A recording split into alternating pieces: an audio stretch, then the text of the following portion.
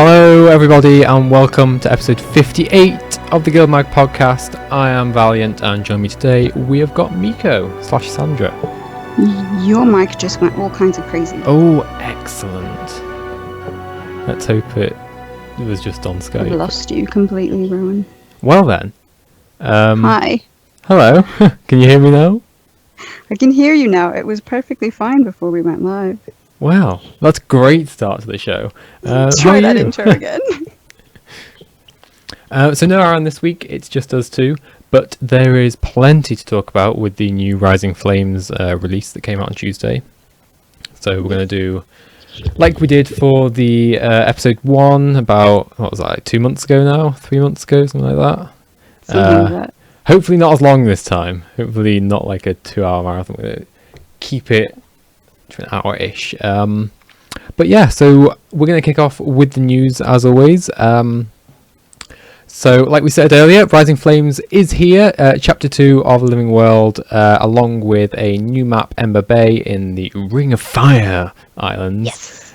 Yes. And a new PvP map, the Eternal Colosseum, which I had a little play around with earlier today. I don't think you did you get a chance, or have you still? I have not gotten a chance to go in there. I will tell you all about it with my vast PvP knowledge that Excellent. I've got. This week there was also a blog post on legendary weapons from Miko, and I cannot remember the other person that did it. Matthew Pennybaker. Thank you. I was thinking pasta, and I was like, It's okay.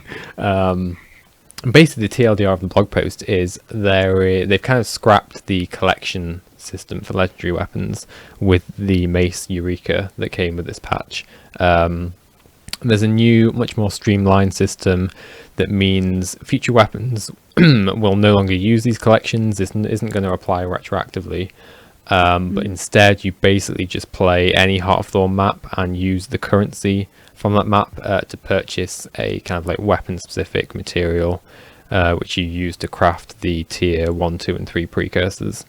So you can use any of the currencies, so you can play in any of the maps, and each of them can buy this material for Eureka, which you then refine, and you still go through like the tier 1, tier 2, tier 3 precursors, which a couple of people were actually questioning, is that even necessary anymore? But I mean, you know, I kind of like the new system. I mean, the downside is that there's no more of this kind of lore or actual journey really associated with crafting the precursor, but like I kind of agree that was it ever really necessary to begin with, because at the end of the day I have a legendary because I want to show off that I've got an awesome looking weapon. I don't, you know, I mean, there's no real lore behind like Eternity or whatever, but, or, you know, Twilight or Sunrise, but a lot of people have got them. Like, you don't necessarily get them for the lore. No, I feel like this is sort of a nice compromise, kind of bringing in what was easier about the original system, but still having some kind of consistency with what the new legendaries had in the collection system, just without the whole grindiness of it. Yeah, I mean, if it means new legendaries, like, they can do whatever they want. I don't care, as long as like we can get some awesome new weapons to work towards. I'm just glad that it's back on the table. Yeah, so am I. So we can hopefully start to see some more trickle in. Wait and see. Yes. But I'm assuming this means the indefinitely suspended is now lifted. He never actually said, but I'm assuming that's... Yeah, they had that AMA that they had, and they said that they're going to just release them as they are ready. Yeah. So we should wait and see what new weapons come along. But speaking of new weapon, Eureka, what do you think of it? I quite like it. Yeah, I mean, it's better than the disco ball that we had before. Better than the moot, indeed. The moot, yes. I don't know. The other one just reminded me of some like 70s. You needed to be in a, I don't know, polyester suit or something. It's definitely striking, the moot. Eureka's, I think it's more subtle, but it is legendary in nature, but it's obviously not as kind of in your face as the moot. I haven't actually seen does it have footsteps? I'm assuming it has like... It must have. I haven't seen them. I haven't seen them yet, no. So, but it does look really good. So Yep. yeah, Yeah, looks cool. I like the whole obsidian and flame kind of look that it has. suits where we've been recently. Yes, exactly. And so on to the gem store news. The Masat have invaded the gem store, and you can now get your hands on a set of Masat robes for 700 gems, which look a whole lot better than the Masat armor you have to wear during the story step. I thought they were kind of the same.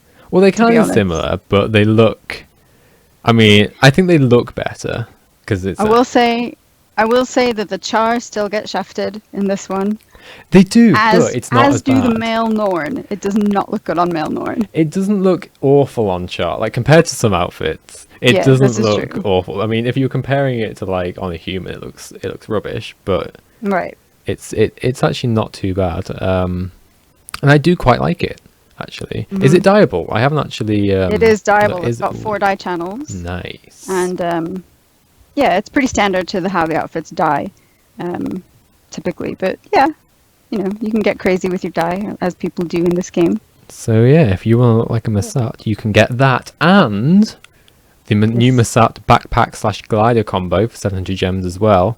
With the they're like tendrily Smokiness. you can't even call them wings, can you? What actually are they on a Masat? They're just like I don't know. I mean, don't know. they've got a feathery effect to them, but I don't know, they're kind of smoky. I don't know, they have that sort of movement that when you turn your character around, so that I liked. I do really like them as well. It's just a shame they don't make you float at the same time. That would be I like know, the full I was thinking the package, same right? thing. It just looks Yeah. weird to see someone with them, but like still on the floor. It's like, no, you gotta be off the ground. Yeah. Although I will say, I think I like it better as a backpack than as a glider.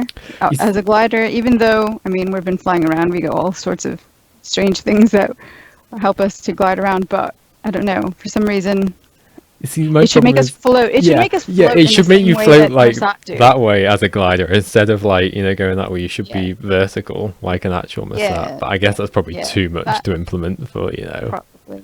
Yeah.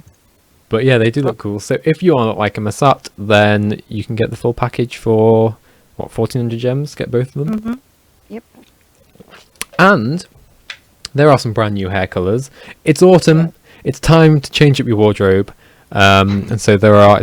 What's it like 6? Is it 6 new colors? 6 new colors, yes. And some of them aren't that autumnal. Like there's one Nope. called seaweed something, isn't there? Seaweed green. Seaweed Like, green. is seaweed an autumn thing? I don't think. I mean, I so. guess it could be, but I don't know. As hair, there's an aqua one as well. The one that really kind of struck me is shamrock, which looks a bit lemon lime green or something. I'm not really sure what's going on there.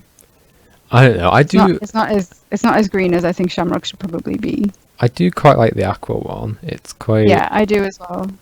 The banana one, I'm not too keen on. It looks. I can't put my finger on it. It looks like a Barbie doll that's kind of been left out from like maybe the 90s. That's just got like. I don't know what I'm trying to say, but I've just got this image I don't know. of it. I think it looks. I don't know. I haven't compared it with the other blonde colors or yellow colors that are in the hair colors, but I don't know. It looks rather similar just looking at it. But yeah, if you want to have a banana on your head, then you can get the new colours. And that's it for the Gemstore news. Some community news. So there was a dev AMA on Tuesday after the patch hit. I think they did one for episode 1 as well, didn't they? They did. So it seems like maybe they'll be doing them for each episode regularly. release. I don't know. And Dolphy, as always, posted a summary. So some quick highlights we are just going to bring out of that. So kind of a little bit backtracking on what they told us previously is that they're now aiming for a new map with every Living World episode, which is super exciting. It is. It's really cool. Because like if they're anything like Ember Bay and Bloodstone Fen, then it's just going to be like some of the best maps in the game. So that's really kind of interesting, I guess. That they're maybe like increasing the scope of what they're trying to do with each episode compared to maybe what they thought they could do previously. Because they explicitly said don't expect a new map with every episode before, whereas now they've gone on record as saying, almost like expect one. So Yeah, I think expanding the world is always a good thing. Yeah. And they keep tying in with, or they've been tying in with a lot of Guild Wars 1 and nostalgia things. So if we are going to get more maps that we've been in before in the previous game, then I'm all for it. So am I. It begs if they're going to open up kind of more of the Fire Island, or if maybe we're going to go somewhere completely different. So I think Shaman posted earlier, just a little while ago, about half an hour ago on Twitter, that he's been trying to map break to see what he can find, and he got onto the other island, but it's pretty dark, he said. So we'll see. Maybe we'll get more Fire Island or more. I'd quite like just to see the whole area kind of fleshed out as one kind of bit. But yeah, we will see. So another thing is they said they're not yet ready to talk about the next expansion anytime soon. So who knows when that's going to be arriving. But I mean, I guess we've got Living World to keep us occupied until then. One thing I did want to bring up actually is did they ever say how many episodes we can expect for this Living World? Because I feel like at some point, didn't they say, like, and this is just me. What did you think they said? Well, I thought they said something around like 6. Or, because I seem to remember somewhere, unless it's just me making something up, which it could well be. But I mean, especially with like the 2 to 3 monthly cycle sort of thing, and the fact that we're now maybe expecting a new map with every episode, I wouldn't expect it to be a particularly high number of episodes in like season 3. Yeah, that's a good point.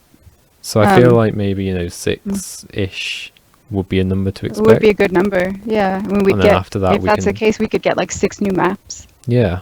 And then, which is pretty substantial. Yeah. If you add it with the 4 maps that came in with Heart of Thorns, that would give us another 10. That's pretty good before our new expansion. I like that idea. Well, you heard it here first, unless they said it somewhere else. But unless they said it somewhere else. And so yeah, so legendary stuff. So the heavy set of legendary armor is having kind of finishing touches put to it, and they've said once that's done, they're going to release a video so people can, I guess, like a preview video of what it's going to look like.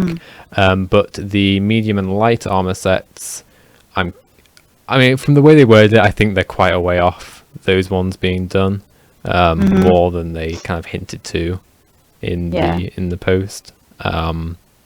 But it basically said like the medium one will follow the trench coat thing of the precursor, and the light one will do the same, the heavy one will do the same. So we're building up off from it. Yeah, so medium hopefully one will be like a trench coat. Hopefully it'll be new takes or twists. Yeah. Not such like kind of more of the same, if that makes any kind of sense. Yeah, indeed. And yeah, they obviously talked about legendary weapons that we mentioned with the Eureka before as well. Anything else interesting you wanted to bring out of that? A lot of it was interesting, but not really like discussion worthy. I mean, I'd suggest everyone just go back and look over the AMA themselves. I was expecting more information on the raids. To know, like, I didn't see anything that they'd said when the next wing is coming. So they did say that legendary insights are going to drop, but wasn't that already known? Well, I mean, you kind of assume they would anyway, just because that's like a thing in raids. We were actually talking about this in our raid group, was it, a little bit, about whether or not we would expect a new raid before the next expansion. And with what they said in the AMA, with the second tier precursor is going to be finished in the next raid, essentially. We were like, well, can they move on to the next expansion without delivering legendary armor for this one? That's a good question. Yeah. So I mean, if they were to release a new raid and used it as a bridge in the same way that, or in a similar way that they did with the raid story in Forsaken Thicket, kind of to bridge Heart of Thorns with Season 3, that could be a way to bring it in and bridge over to the next expansion. Yeah, bear in mind we've probably got at least like another year to wait for the next expansion anyway, considering they said they're not even ready to talk about it anytime soon. They started talking about Heart of Thorns quite a while, like it wasn't like it was January they did the PAX South thing announcement. So once they announced it, they wouldn't be quiet. Yeah. So about it was it. like 9 months or something they spent talking about it. So we can expect Yeah. at least. I mean, I don't think it's unrealistic to have another raid before the next expansion. I would like to see another raid because I can imagine, in 6 months' time, being quite ready to have a new Yeah. challenge. I mean, you're especially your group. Your group is already basically on farm with the raid. Right, yeah. We just clear like on a Monday now, and then that's it for the week. So Yeah. so we've mastered it. I'm sure most like the raid community has as well. Right. So, and we've talked about this to death already about how I'd like to see a bit more challenging stuff, but we'll see what happens. I'm excited to see what comes next. And so some data mining by that shaman to finish off our community news. Do you want to go through this? Because I don't remember. I haven't actually read what the data mine stuff is. It's okay. Yeah, most of the things did make it into the patch. There were a couple of things. There are new emotes. I haven't actually seen them though, so I don't know if they're in game yet. But I thought it was cool that they were themed around drinking. Nice. You've got tipsy, a toasts, and a staggers. I know a particular GuildMag editor who would. He's been doing better though, so he says. And then a lava skull backpack. So that should be cool, I hope, because the skulls on Ember Bay are pretty cool. Yes, they are. And that segues into what we're going to talk about for this episode. Yes. So we're going to kick off with the kind of story steps from Rising Flames, go through each one bit by bit. So obviously spoilers from, I probably should have said that right at the start of the episode, but whatever. Spoilers from here on out, probably until the end of the episode. So if you haven't yet played it, go and play it and then come back here. Or do both at the same time. There you go. So we kick off then with Timey's game. And basically we rush off to Timey in Ratanovus to find out what the hell's going on with this Primordus is awakened, revelation. And she basically tells us that she's uncovered this sort of like simulation room in Ratanovus that they use to, I think the purpose was to like test out things on Primordus minions in like a simulated environment. And so with the help of Moto, which is nice to see like a return, not a return, but like a kind of nod to that he's an actual, fact that he's around. Yeah, and that he's an actual, like, not just a sideshow in game. He's like, he actually does stuff in the wider like lore of the game rather than just this add-on little thing. And so with his help, Timey has managed to get it working, and we kind of enter this simulation to fight some destroyers.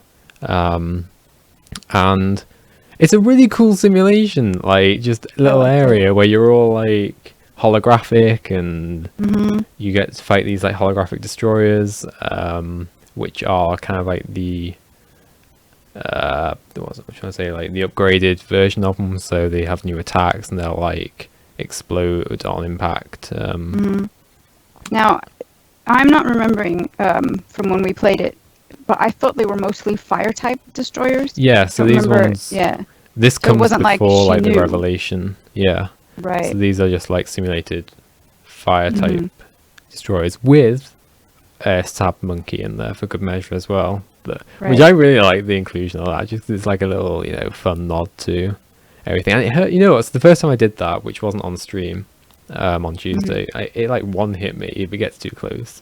So I don't know if it one hits everyone or if it's just because I'm like a full circ and I've got like no toughness or anything, but it hurts if it gets close. And then once we've kind of completed the simulation, we come out of it and there are some like revelations on the nature of magic. So do you want to explain this? Because I feel like I've done a lot of talking already. Yeah, I thought this was cool because she spent some time trying to give us the explanation that magic is basically made up of different types of magic.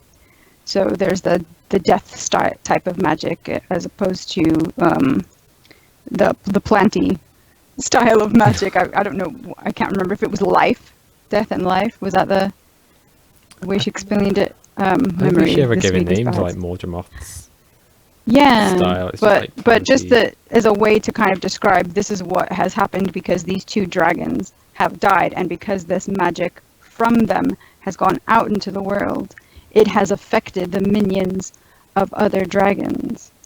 So yeah, so now this is why we've got Primordus's minions not just showing their original magic style, I guess, but also using some of the things that we've been seeing throughout the Heart of Thorns maps and Ore. Yeah. So that's a nice way to kind of bridge both sides of the game, you know, the expansion and the core game. Yeah, I saw a lot of actual comments of people like, oh, well, I never really questioned how Mordremoth's like blighting pods could, you know, like have this like power over death sort of, you know, creating these creatures sort of thing, but it totally like makes sense now with this, you know, explanation. And it's like, it'd be interesting if, you know, we get to a final dragon that's got the powers of all of them, if we end up killing them all before that, which I think is probably going to be like the story to like prevent that. So it's like, this would be like, oh, it'd be our doomsday if we have one dragon with all the powers, so we can't not stop killing them, guys, which I feel like is probably the route they're going to start taking. And the revelation too that GuildMag is also active, which we haven't seen yet. So we're going to be finding probably ice brood that have powers of death and plant. Yeah, so it could be that, in fact, episode 3 we have a new map sort of in the Shiver Peaks area rather than continuing on in Ember Bay, which would be interesting. Which would be cool. Yeah, it's definitely like a massive contrast. And I'd be interested to actually see what they do with like a new, I want to call it like Corteria map, because we've seen them do new maps for like areas of the game that we've never been to, but to do a new map in the Shiver Peaks to contrast it against like, you know, what the game launched with would be really great to see kind of how far they've come in their like map design, you know, because if it's anything like Ember Bay or Bloodstone Fen, it's going to be like an amazing new map. And if you remember, that scavenger hunt with Size Bernhardt started off in Frostgorge, and she attributes it at the end of that scavenger hunt that Primordus, which was up in the Shiver Peaks, was moving. But GuildMag is up there as well. So where's he moving to? Is he also going to be trying to move south? Clash of the Dragons. Clash of that sounds like a Clash of the Titans, but but yeah, so just what are we going to get? I would like to see more of the far Shiver Peaks if we could, if I want to go like right north. Let's go past like the Hall of Monuments and then because I mean, if you think about it, we've got all of the southern Shiver Peaks open already in core game. Yeah. So if we were to get a Shiver Peak map, I think it would have to be north. Pretty much. Yeah. We'll see. So that would be cool. Yeah. The one thing I really appreciated about this was the snark between the characters in this episode, or in this story step. Yeah, especially your boy Ritlock. Oh yeah. Do you wanna go on? Okay. Explain what happens to him. So Ritlock, with the cheek of the Iron Legion, basically gets arrested for and stripped of his tribune rank, Tribune of the Blood Legion. And he's kind of forced to go with these two dirty little Iron Legion chars in custody to go and like account for his time in the Mists and what he's been doing, because he's basically been ignoring letters from the Black Citadel. He's a bit of a naughty boy and going off on his own. And so hopefully like episode 3 picks up with that sort of right away, because he kind of disappeared right at the start of this episode. So hopefully he doesn't pull another season 2 and disappear for a couple of episodes. I'd like to see it kind of sorted out quite quickly. Yeah. Not least because I'm a char main, and anything to do with char stuff is just awesome. Yeah. I was really, I'm glad that somebody's trying to make him speak, you know, and I think that if anyone can, it might be Smodar. But I was surprised that they'd stripped him of his rank. You know what? I'm not. I was kind of surprised. I mean, I thought, well, let's just arrest the Tribune, but to strip him as well, that's a bit. I was like surprised as it happened, but like looking at it now, like from a storytelling point of view, it kind of makes sense because for him to be Tribune, he was like, and if you think about it in the core game, he was kind of stuck in his like office essentially for the whole game. But throughout, as we played over the years, he's become much more involved in just like being on the ground constantly. He doesn't particularly do his Tribune duties essentially anymore. So I feel like they may even go as far as him becoming Gladium and just completely like reject, like just be stripped of everything and just like reject Char society. And like that would just be an interesting way to build his relationship with Rox too, kind of develop that storyline, because she was trying hard to get into his Legion. Yeah. So his warband. Yeah. So I think that would be like the most sort of he's gone from Tribune to Gladium in one swoop sort of like. I think that'd be the most interesting sort of thing, and it makes sense because he's part of the new guild as well, and he's off doing his own sort of thing, especially now that he's this mysterious revenant. It kind of just makes even more sense to me to not have him be a Tribune anymore, because he just doesn't do what a Tribune should do for the Blood Legion. Desk. I'm really interested to see what happens with him, because I love Ritlock's character. He is probably like my favorite character in the game. He's good. So and the kind of the snark even between him and like Timey, like at the start of the episode, when Timey was like, I don't know what I'm doing with this thing, and he was like, what? It's just great. And the voice acting is really, I think we said this like for the first episode, it's so like on point at the moment. Even the player character getting in on the snark, and just the acting coming again from the player character's side, it's been really, really strong. So that's I'm really glad to see that they're really just stepping up their game. The one thing I was a little bit disappointed in is Char characters not having any sort of unique dialogue when Ritlock goes off on his thing, especially because my character is meant to be a Blood Legion like person as well, so it would make even more sense. That's a good point. I mean, and they did bring in race specific things even in season 2.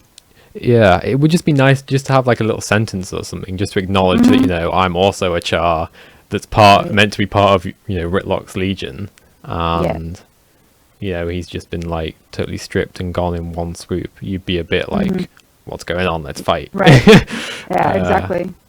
But I mean, it was a nice enough scene, regardless. And so moving on then to destroying destroyers.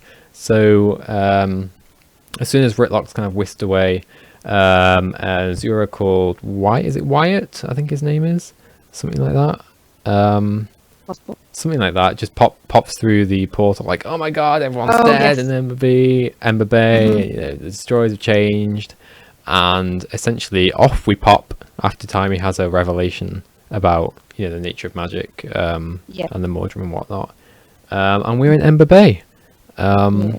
The brand new map with the new destroyers and all the fire and lava and brimstone and skulls, and it was quite like I felt quite nostalgic to be back in like a Ring of Fire map, and I spent 30 seconds like, oh my god, I'm actually back in like somewhere I was in Guild Wars 1 once.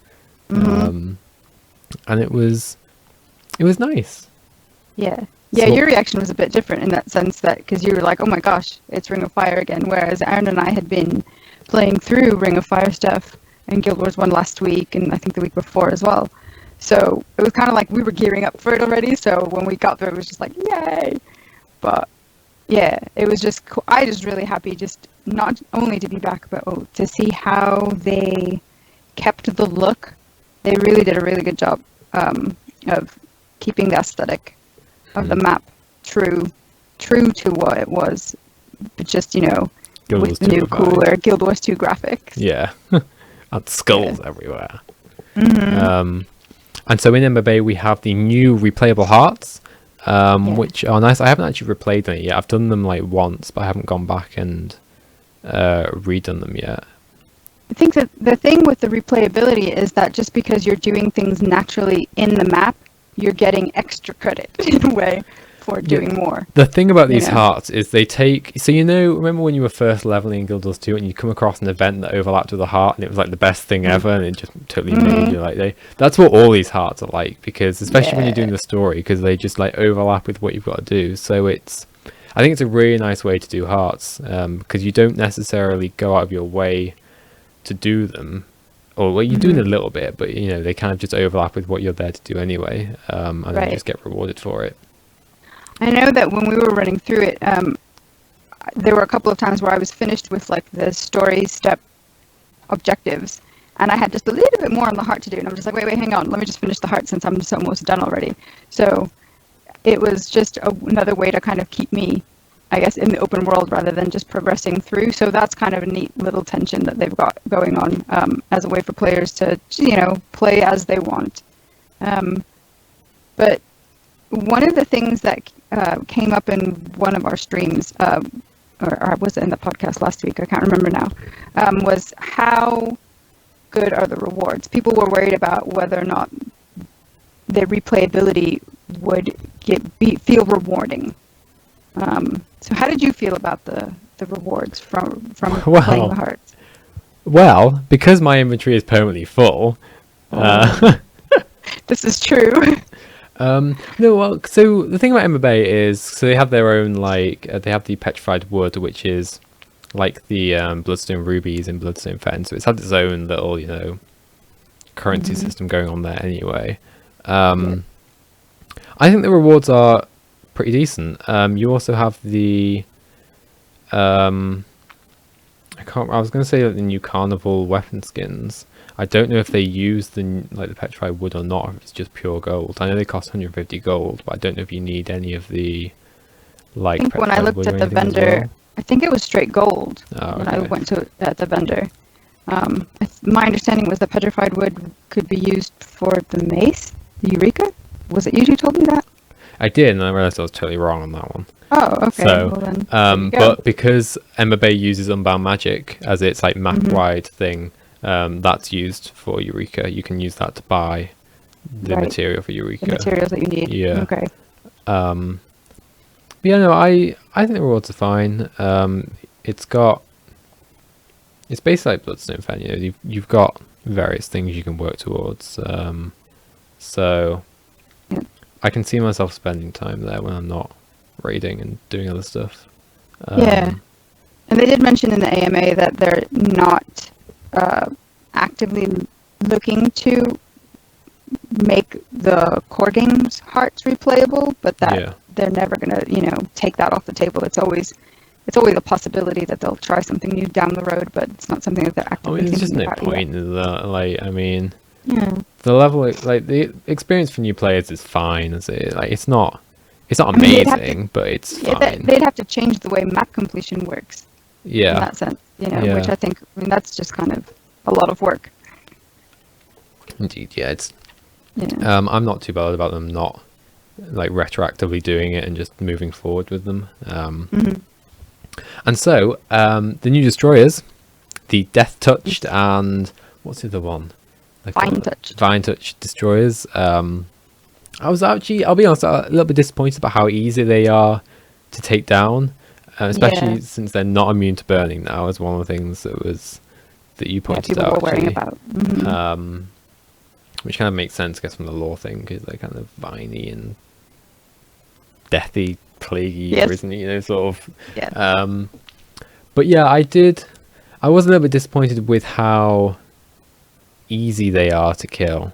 And coming off Heart of Thorns maps, where the Mordrimar can be much more difficult for open world content. Yeah, running around together, because you were on your Zerk Guardian, I was on my Sinister Ranger. We were just destroying things really quickly. Yeah. Too. So it was like, oh, the dead. Okay, except for that. What was it? The Fisher. Oh, the Fisher event. Fisher? Yeah. My God, so those I'll agree can be difficult if there's just two of you and you aggro everything. The hint that we learned is don't melee the Fisher. Yes. Especially if you're a Zerk. Indeed. Overall it was nice, and there were plenty of events on the map that were quite interesting to do. And I quite liked the little I don't know what to even call it, but the bit with all like the vegetation and like the little, I don't even know Yeah. what you really call that sort of area. It was like a nesting area for osprey, I think, or something. And there Yeah, were like, and it's different from any of the other parts of the map. So I'd be interested to see if they were to do more in the Ring of Fire. If we could get another bit of island that had more vegetation, more green. yeah, it's just a Okay. nice little break from sort of all the fire before you kind of go into the Masat bit. It's quite nice to see, and it's got kind of the usual sort of Heart of Thorns creatures in there. So you've got like the Rolling Devils, the like Pocket Raptors, the back. You've got Oh like god. the Stoneheads and stuff. So yeah, but one thing we were actually talking about is it's kind of a bit of a shame not to see the return of like Driders or any sort of like the Guild Wars 1 kind of creatures that inhabited Ring of Fire. Yeah. And there were what was those? There's a series of creatures that kind Flesh of golems that look yeah just like meat without skin. yeah. Yeah.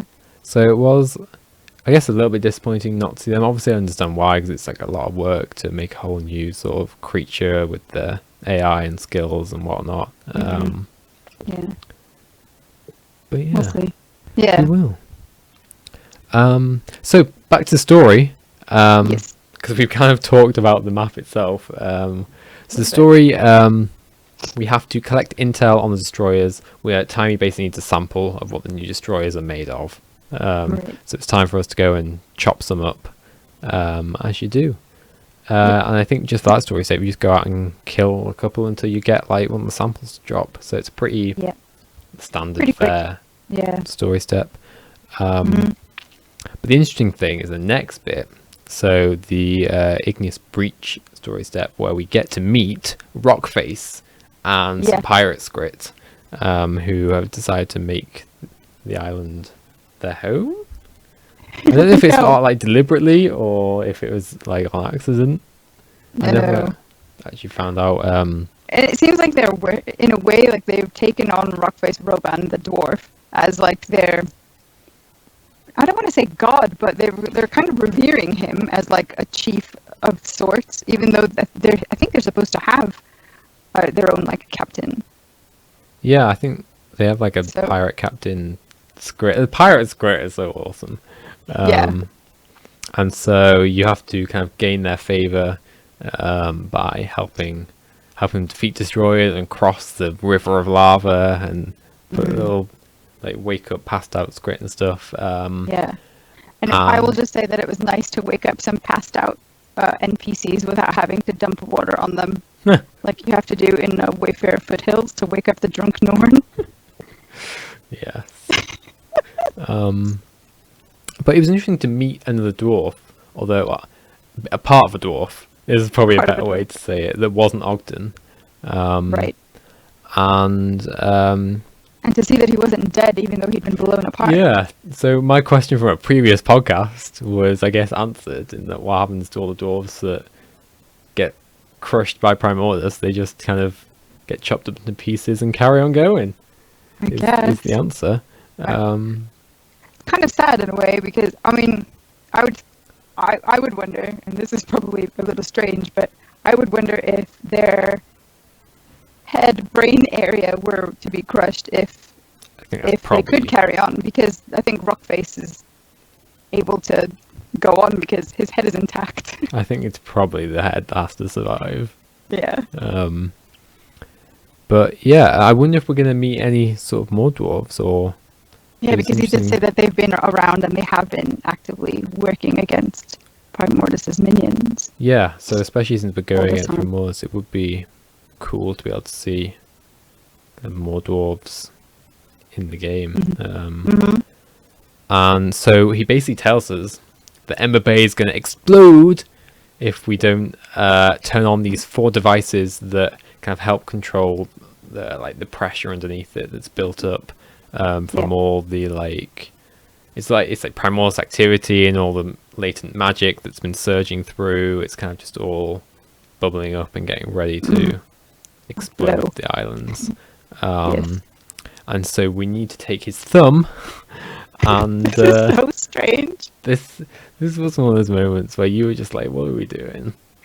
I'm like, we're carrying around a petrified thumb It's in a our bit morbid, inventory isn't to go it? and use as, like, you know, ID, fingerprint.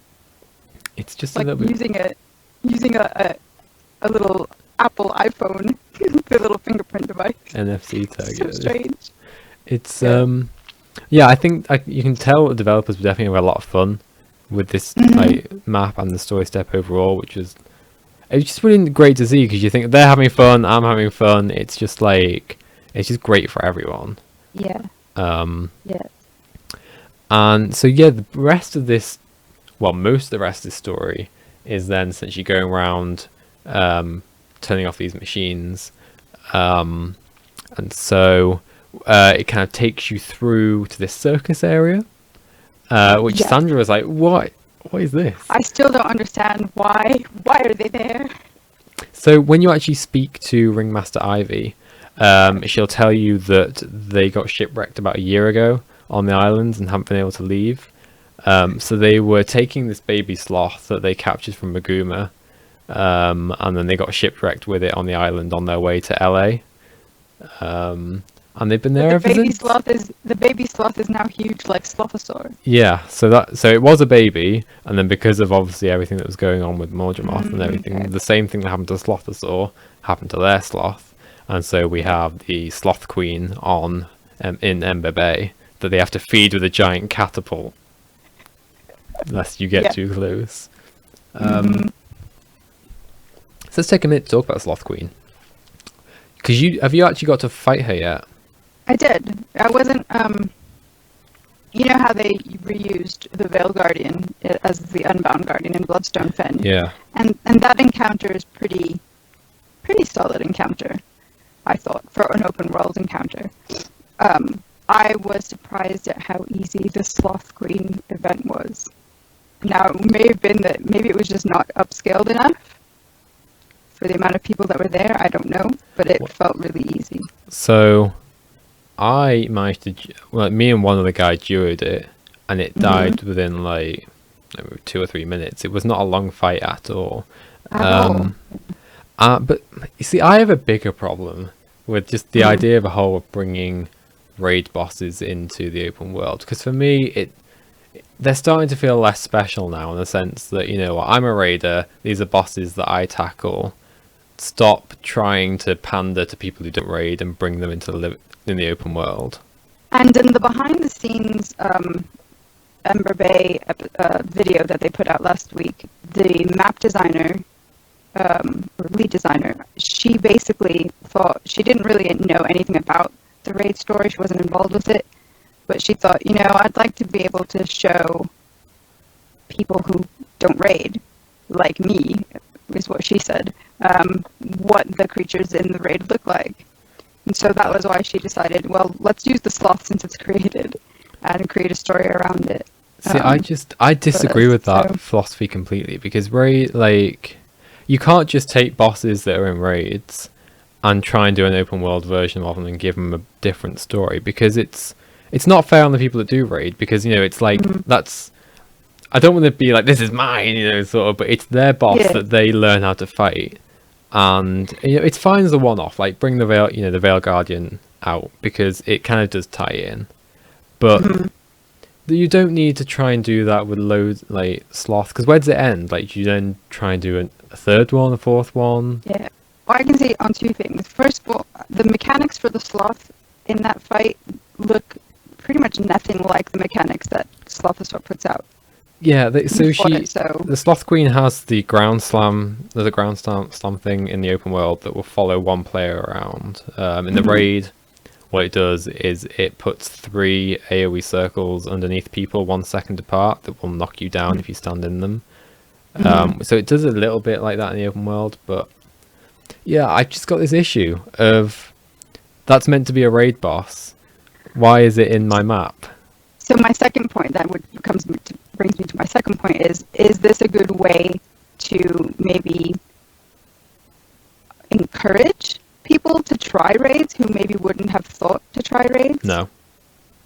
Because The boss Why? is nothing like what it is in the actual raid. So, and it's Well, yeah, I just know. Mhm. to people who do raid, it just makes me annoyed that But they're if taking they're these targeting challenging people bosses who and dumbing don't them raid, down. yeah, but if they're trying to attract non-raiders to try raids, get your feet wet.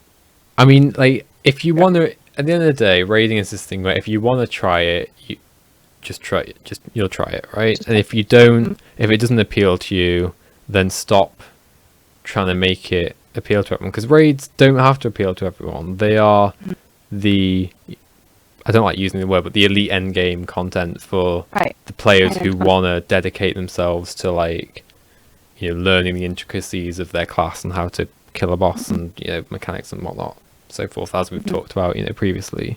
Yes. And you can do,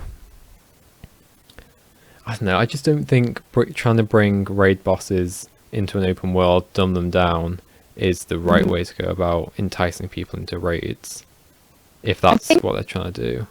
Yeah. I think that's a good point. I think also if we think about the remaining raid bosses that are available, I don't think they would be able to bring any more Well, in. no. So maybe this isn't going to be an issue anymore. Well, I hope not, but I hopefully, like, in future raids, if they design, I don't want to say generic bosses, but bosses that could potentially theoretically tie in elsewhere in the game, and be brought into it. Well, I just really hope this isn't a trend that they try and continue to bringing raid bosses into the open world, because they just don't feel as special to me anymore. It's that's my opinion anyway. We'll move on from that. I'm sure everyone's gonna have a different opinion about this. Sure. Some people just won't see it as an issue at all, and it's not a particularly big issue. I just feel like when I saw it, part of me was just like, Oh, not again. yeah, I was just like, you spend however long you spend trying to learn how to kill Slothosaur, and then here's an easier version in the open world for everyone to do. Right. Well, whatever. So moving on then.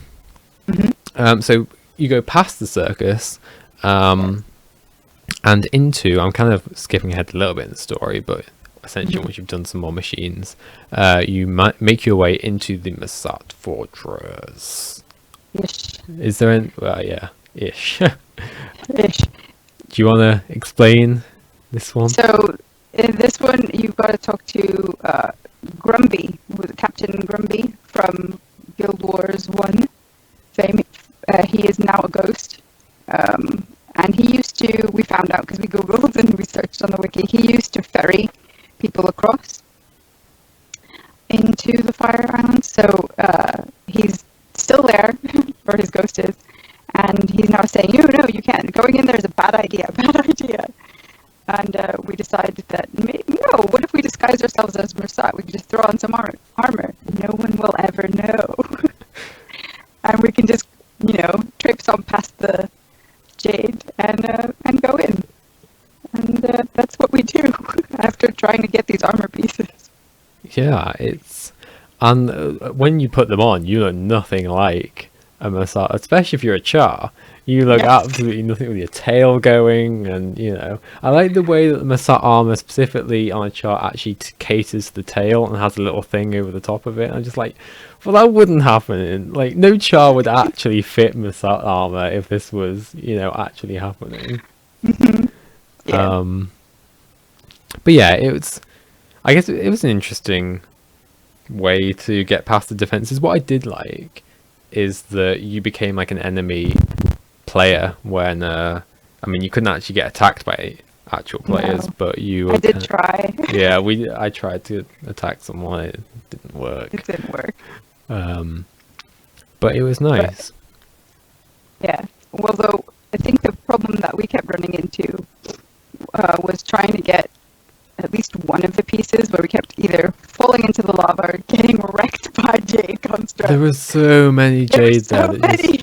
There was one time we were up the stairs and Sandra decided in her infinite wisdom to go and aggro like 5 of them at once. And then, yeah, I think you did that as well. well, yeah, but the thing about this is when she inevitably died, like they all went back to one spot and it looked like there was just one thing there, but then they all come out at the same time. And so there's like actual 5 people in what looks like just one model. And it was it reminded me of Guild Wars 1 a lot, because the Masot, like the Jade constructs and like the actual Ring of Fire and Masot areas in Guild Wars 1 were actually relatively difficult. And so this was just like an amped up version of that, which I actually quite enjoyed, because up until that point Ember Bay had actually been a walk in the park in terms of like difficulty of the open world. Yeah. Oh, and Synchrony says that my audio is spotty. Oh. Whoa. I hope... No, that hadn't been addressed before. Thank you, Synchrony, for bringing that up. Not sure what might be happening. You sound okay on my end. Okay. I'll try to... I moved my mic a little bit down, so maybe that will... Hopefully that will help. Synchrony, if you could just let us know if it has improved anything. Indeed. But yeah. So yeah, so once you become Masot, you can actually go up into like the sealed entrance, actual part of the fortress, and you can go in and like activate this final machine. And I was quite disappointed that you couldn't go further into the fortress, and it's just like this tiny little room with what looks like a little like camping thing had been there. There was like a little pot and like campfire. And that something had been dragged away. There had been like drag marks. Yeah, so maybe that will be expanded on soon, hopefully. Yes. But it was nice to be back in the Masot Fortress, and the ether towers as well, that slow you down to like a tiny pace, compared to in Guild Wars 1, where I think you said they drain all your energy. They drain your energy if you're too close to them. So you need to kind of rage them down. Yeah, it was nice to see just like the nostalgia of all that kind of stuff returning and being in the game again is it's just nice and awesome. Okay. So my audio apparently sounds robotic. And yours is okay. You know what? I know what the problem is. And unfortunately it's unfixable for this episode. Yeah. It's the same issue we had a couple of months ago. It'll be fixed next episode. Okay. But unfortunately there's nothing I can do about it right now without a full system restart. And even then it doesn't always work.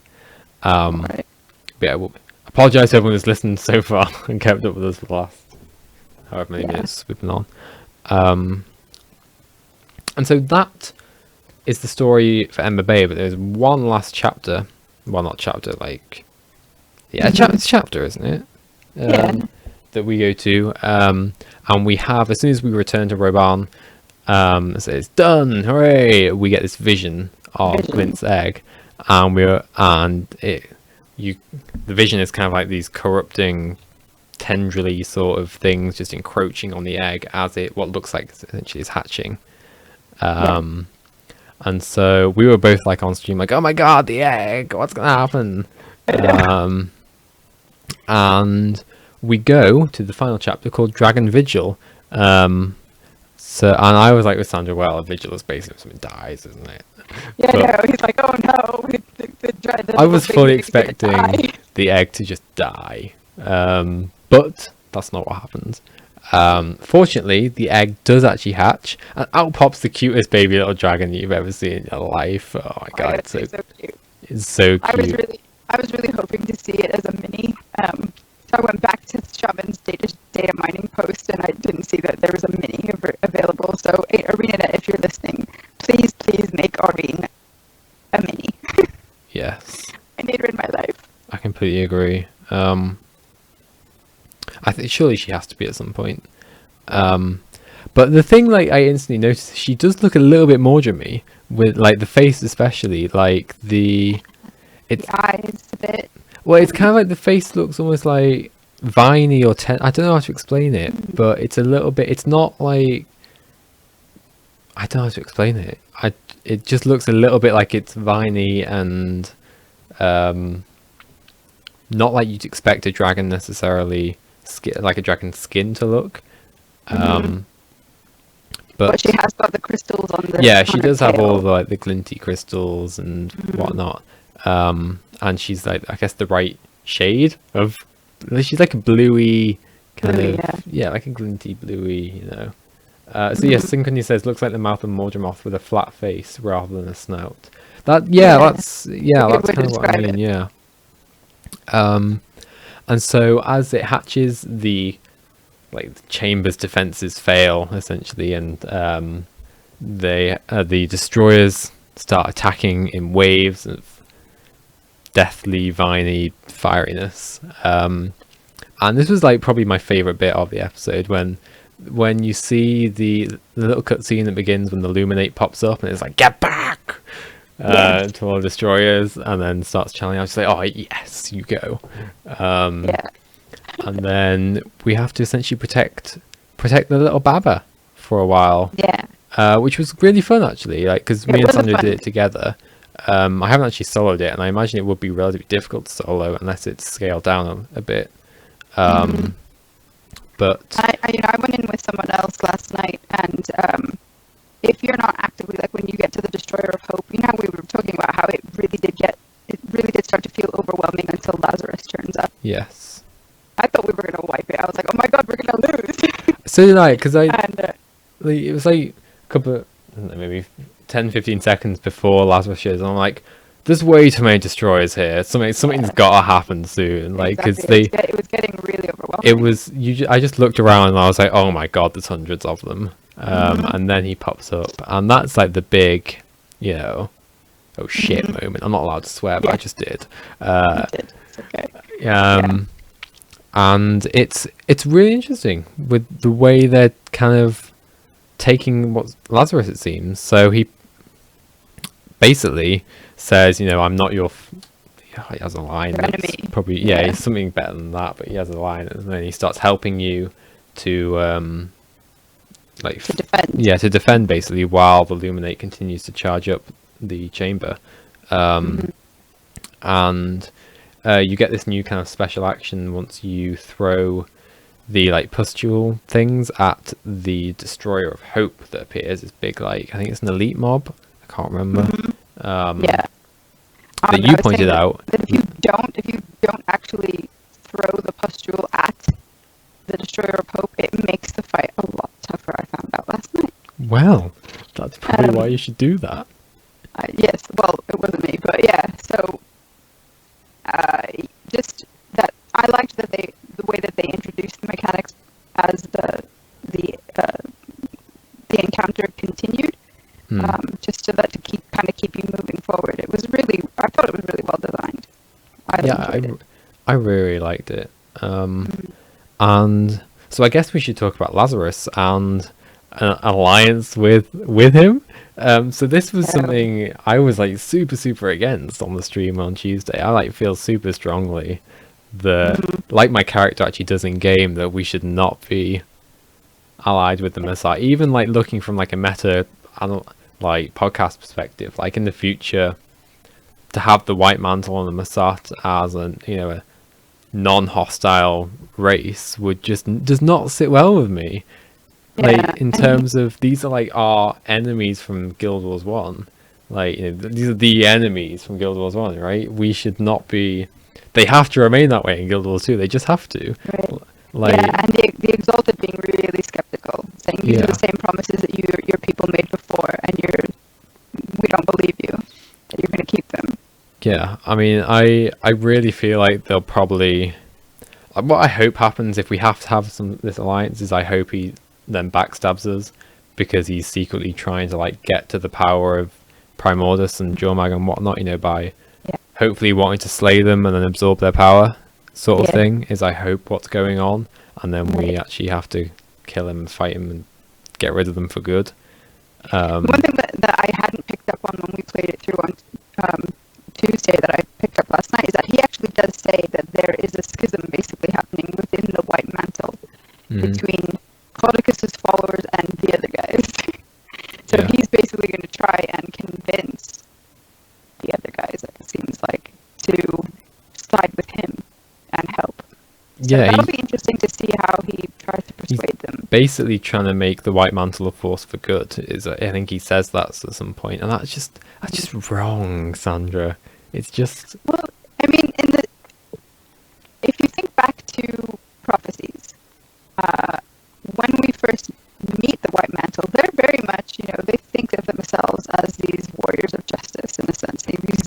we are here for the greater good, even though what they're doing is kind of bad.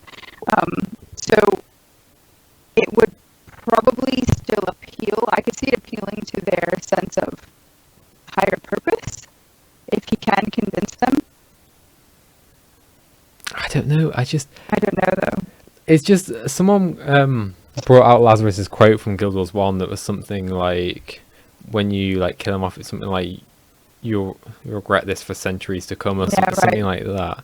And for generations. Yeah, for him to just do a complete like 180 on that, and just be like, oh, I'm a reborn again Christian, and it's like, no, you're not. Come on, like, right. He just has to be our enemy. I couldn't start like a year from now. I swear, if Lazarus is just like sitting somewhere in LA, just chilling, like that, I just couldn't deal with that. What also struck me about that at the end of that step, when Marjorie says, "Well, I'll keep an eye on him," and then the player character has words with Marjorie like, "Are you crazy? This is Lazarus. He just absorbed all of this magic, and we can't just take him down if he turns on us." Marjorie is quite snarky, snippy. I don't know. She is really adamant that I'm just going to do what I want. Yeah, and that was a bit surprising, I think, because Marjorie till now has been really like, kind of come out of nowhere. Boss, whatever you need, boss, I'm here with you. And for her to turn in a way was a bit kind of surprising. I was more surprised by it last night, as a matter of fact, than I had when we played it. I do kind of think it's about time a shake-up happened with Kaz and Marjorie, in a sense. They've been happy for too long for an MMO, right? It's like a good soap opera, you don't leave a couple happy for too long if someone has an affair somewhere or something. So it's about time that Marjorie and Kazme had their own troubles. They need to have a fight. Yeah. And so, as Synchrony says, it just felt kind of weird because Lazarus basically just ate a bloodstone and he's like totally godlike, and he's asking to join us. So whereas it feels like it should be the other way around, we should be asking to team up with him, because as we saw, in what he did with all the destroyers, he can just wipe them all out like that, Yeah. Exactly. And yeah, I agree. I mean, he does mention that we are like the Elder Dragon Slayers because we've killed 2 of them and whatnot, but it feels... I really honestly hope that he has an ulterior motive, and this isn't a genuine born again, they're going to be allies story. Because at the moment, I happily share my characters like skepticism. Yeah, skepticism. But yeah, I'm wondering now too. This thought really just did occur to me. What if Marjorie is, I don't want to say under somebody's control, or is it, how a niece can put out her little mesmer clones? I don't know. Maybe she's being mind controlled. What is going on with Marjorie? I just really want to know what's going on with Marjorie now. Why is she so adamant? I mean, it would make an interesting story, because if Anise and Casimir go at it, both mesmers. Ooh, I just I don't know. Who knows? Yeah, but I don't know. I mean, Marjorie's reasoning as being that she wants to learn more from the death magic, the necromancer in her wants to understand what's happened to Lazarus. So, I mean, that's kind of an idea, but I don't know. She was quite firm. Yeah, I'm just going to do what I want to do. I'm interested to see where they'll take with it, because we've already had in Heart of Thorns this, trusted person go off doing their own thing with Kaith. Like, is it too soon to have another characters, going in that direction? Are they going to go all that way? Yeah, and the irony being that Jory was the one who, or has been the one that is not on board with, trusting Kaith again. Yeah. Even until the beginning of this final story step. Yeah. So, we'll see where it goes. Yeah. So that's the story, and we've already talked about the map. So we've. Is there anything else you want to mention about like Ember Bay or the story or anything general? I still haven't tried the thermal tubes because I've leveled up the wrong master. So good. I just love that they have the best sound effects as well. That's the thing that gets me. I don't care about anything else, just the sound effect that happens when you play them. and then you just go flying. I haven't figured out a way to cancel it yet, because I haven't figured out a way to like get to where you want to be and then stop, because I just like end up going to like 3 or 4, and then I'm like halfway across the map. I did Sandra loads on the stream. I was like, I'm just gonna take this one thermal tube, see where it goes, and then I'm like, yeah, you're like, I'm really far away. I don't know. But yeah, they are awesome. There's got to be a way that you can shoot out of them. I was really surprised that they didn't bring the gliding combat weapons back. Combat skills back. I'm kind of glad in a sense, because they said they didn't bring the Bloodstone Fen back because thematically it didn't feel like right. So they brought the gliding combat thing back in the champion something in the Masat area where you have to drop the rocks, but that's about it. Really. But yeah, I it makes sense why they didn't bring the Bloodstone Fen back, because they do feel very different zones, and so it makes sense for them to, you know, have their own mastery stuff and have that different feel to them. Yeah. So I'm not too bothered about that. I'll be interested once I finish leveling up thermal tubes. halfway there. Nice. So I wanted to quickly talk about the new PvP map, because I did have a chance to play it today. So the Eternal Colosseum is actually quite awesome in a way that's totally different. Is it very Roman Colosseum? Not well, kind of, but I can't tell where it's meant. I think it's meant to be like thematically in some sort of human city.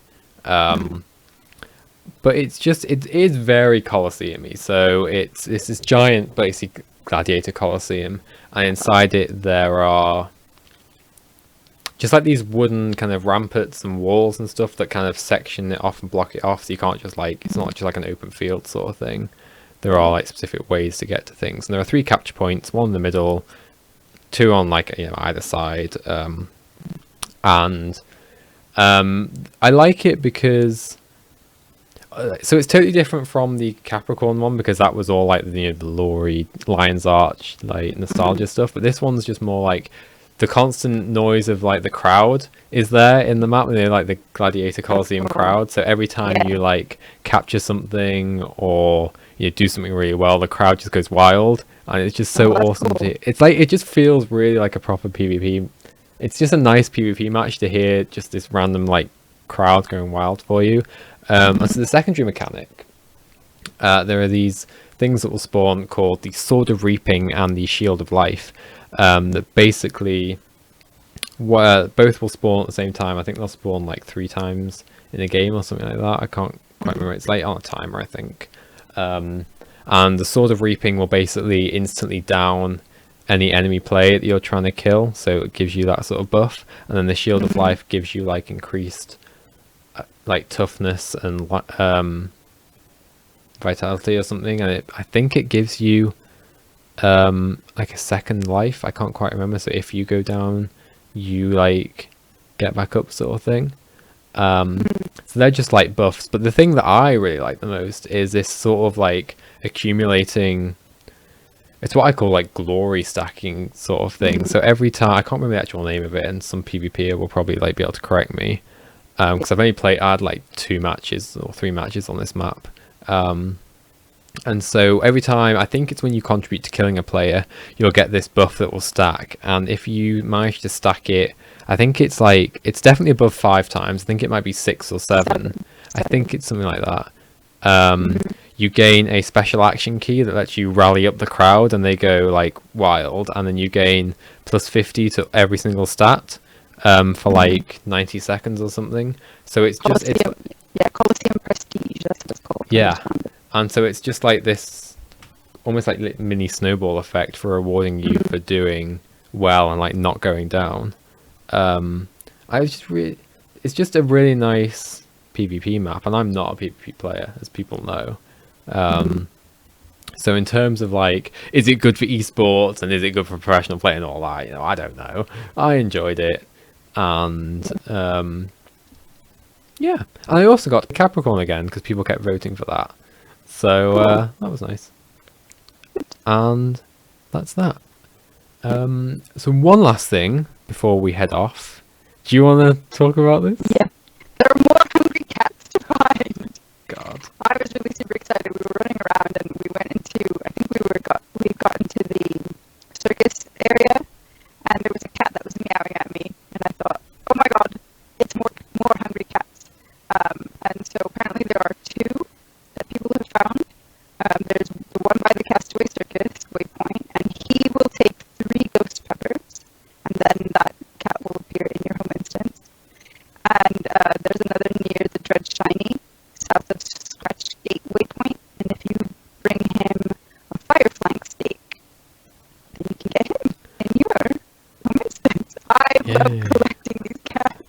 See, I didn't even know this was a thing until this release.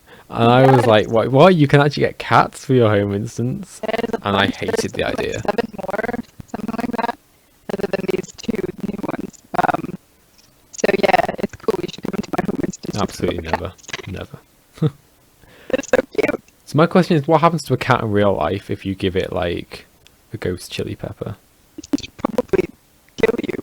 Don't try this at home, people. Okay, well then. So yeah, if you want more cats for your home instance, there's 2 more available. Yes. And that's it for this episode. So we've done like a whistle stop tour of everything. And so some like PSA, I guess, is the GuildMag website is currently offline, unfortunately. There are numerous issues going on that will be fixed at some point, but for at least the next couple of days it will remain offline. But we are still on Twitch and on social media, so on YouTube and all that. So Twitch, some more bad news though. So Tuesdays are currently, with Sandra, are currently temporarily suspended while your motherboard is fixed. Wednesdays with Aaron are probably like 50-50 as well at the moment. Yeah, right now. Yeah. But Thursdays, the podcasts are definitely still on. So yeah, I guess that's it for this episode. So big thank you to everyone who's joined us. If you're watching us live on twitch.tv/GuildMag, we are live every Thursday at 1 PM Pacific, 9 PM UK time, 8 PM GMT on the Thursday, so come and join us. If you missed any of this episode, you can catch us on youtube.com/GuildMag, or also on iTunes, and we're meant to be on Google Play, but we're not actually on Google Play. I don't know what's going on there. Yeah, okay. Well, we will be on Google Play once the website is back up. In fact, we won't be on iTunes this episode until the website is back up. So for now, your best bet is YouTube. Or just watch us live, because we're awesome. And so yeah, thank you to everyone who joined us today. We will be back in a week's time with hopefully some more stuff to talk about. So bye guys.